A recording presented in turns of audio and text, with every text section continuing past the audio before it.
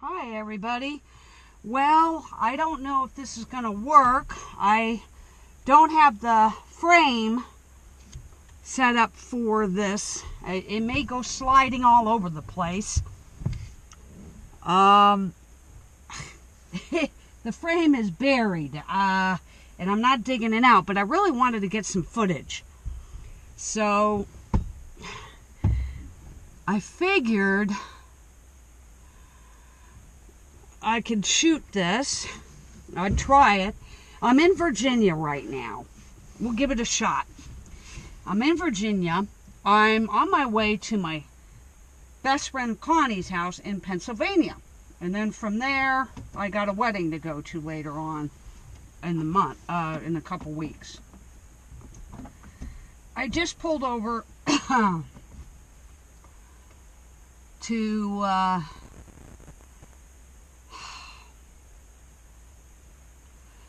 I'm sorry, I'm blanking. I just pulled over to dump my garbage. There's a bunch of garbage cans here, and there's an absolute gorgeous little stream right next to us. I don't know if this is going to work. We're going to see. I'm trying to think of a way I can keep it without it going anywhere, but I'm not sure. It might stay there. It might. We'll see. I got it on, just propped up on something right now. A lot's been going on. I've been on the road now. I don't even know what day it is. Let me check. It is September 20th. I think I started on the 8th. Yeah, anyways, I left on a Friday morning. I remember that much. And I was, yeah, okay, so it was not last Friday, but the Friday before. And, I'm sorry, I'm trying to turn off my CD. Left Florida, tried to get Mike to go with me because of Irma, but he wanted to stick it out, and everybody's safe. We had a little bit of damage to our place. It was a good thing I left, though. I really didn't want my van to get flooded or damaged, so that's why I left, and I was also scared to death of it. When I saw the pictures of Irma, I was like, I've got to go. My instincts were saying, get out. That little inner voice was saying, get out. So I did. I left. Anyways, I just, I left, and I got out of Florida just in time. They were running out of gas. All the major highways were totally booked up. I took some smaller highways, thanks to Google Mama. She plotted a good route up to Valdosta, or Valdosta, Georgia, and I stayed at Walmart. I've never seen so many people stay overnight at Walmart. Everybody was heading out of there. And then the next day, that area got a tropical storm warning and tornado warnings. So people were starting to get out of there too. Anyways, from there I went to, I decided to go to North Carolina because Irma was on its way. The wind was picking up. Clouds were coming in.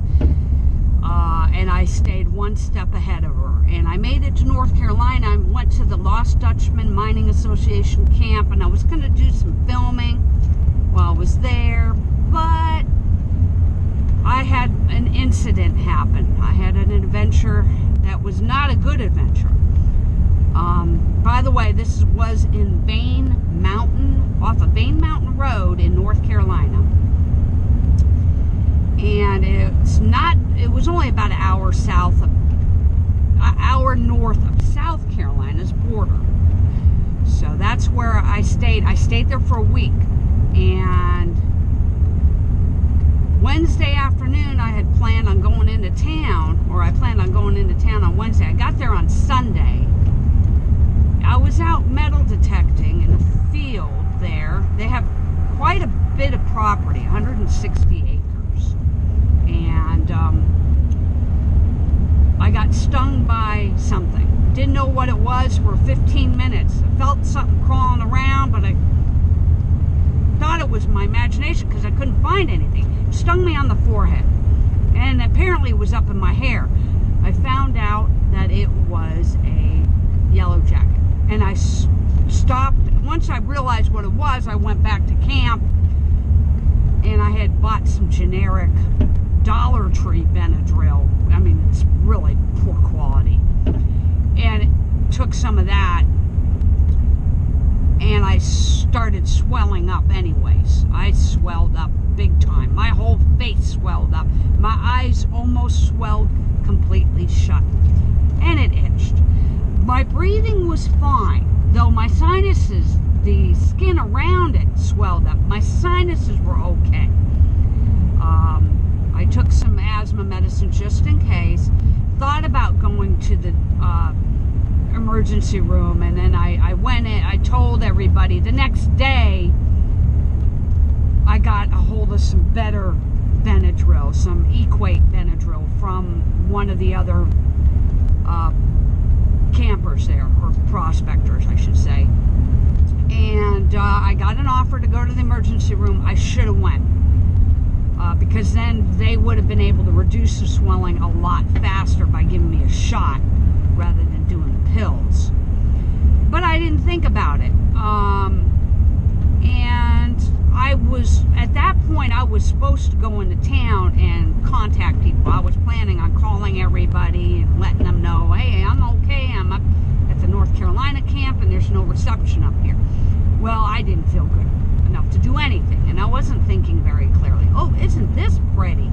So I stayed in camp until the swelling went down. By Saturday, I was able to drive again. This seems to be staying on here. Not losing it. Great.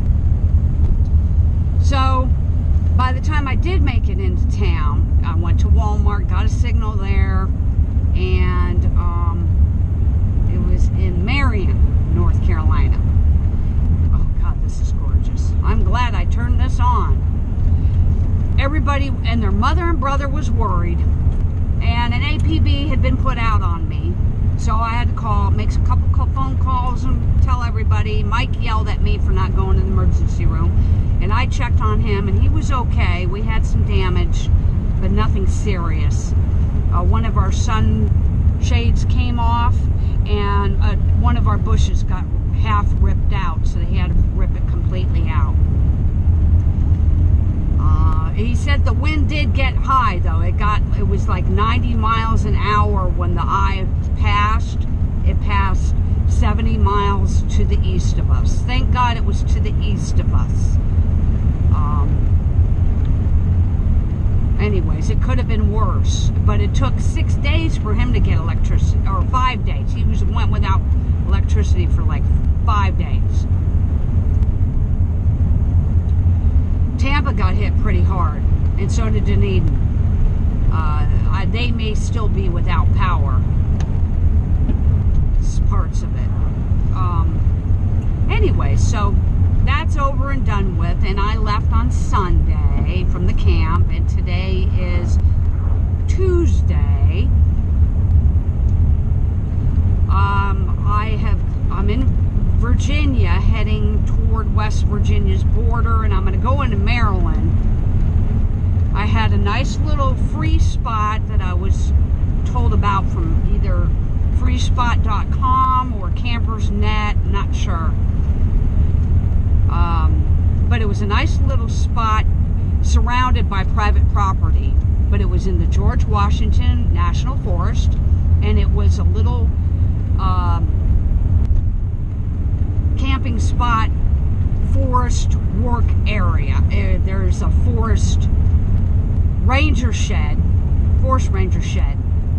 and looked like possibly an outhouse, but both of them were shut, and there was a fire pit. But I just stayed in the van all night. I was exhausted. I didn't want to come out because I really didn't know how safe it was. Everybody's telling me this you know, the Appalachian Trail's a bad place, and I wasn't anywhere near that, but I just was very tired and stressed out. Oh, and the van broke down. The van broke down. I had to have it fixed in Roanoke, Virginia. My air conditioner compressor went out, and it broke the pulley for the drive belt. It cracked it. It seized, the compressor seized up, cracked the tensioner pulley and wheel, and I saw the damage. It was cracked and broke the drive belt. I was towed AAA. Nice guy towed me there. Towed me to this place called Gatti Automotive, G-A-T-T-I. If you're ever in Roanoke and you ever need your car worked on, go to Gatti. They have a very good reputation, have fair prices, don't try and take advantage of women, and they specialize in air conditioning work. They are very good at air conditioning work. Well, they fixed my stuff. I had to get a loan from my ex-mother-in-law. I really owe her a bunch of money, but I'm paying her off in small payments. Thank God she was able to help me, and I got it fixed, and now I have air again. So that's solved. The car's been running fine since, and that was, I left Roanoke yesterday. So today, I'm planning on probably staying at one of the state campgrounds. I have a little bit of extra money. I think I'm going to pay for a site today, and I want to stay in Maryland. So I'll look for a spot where there's other people and it's established campground.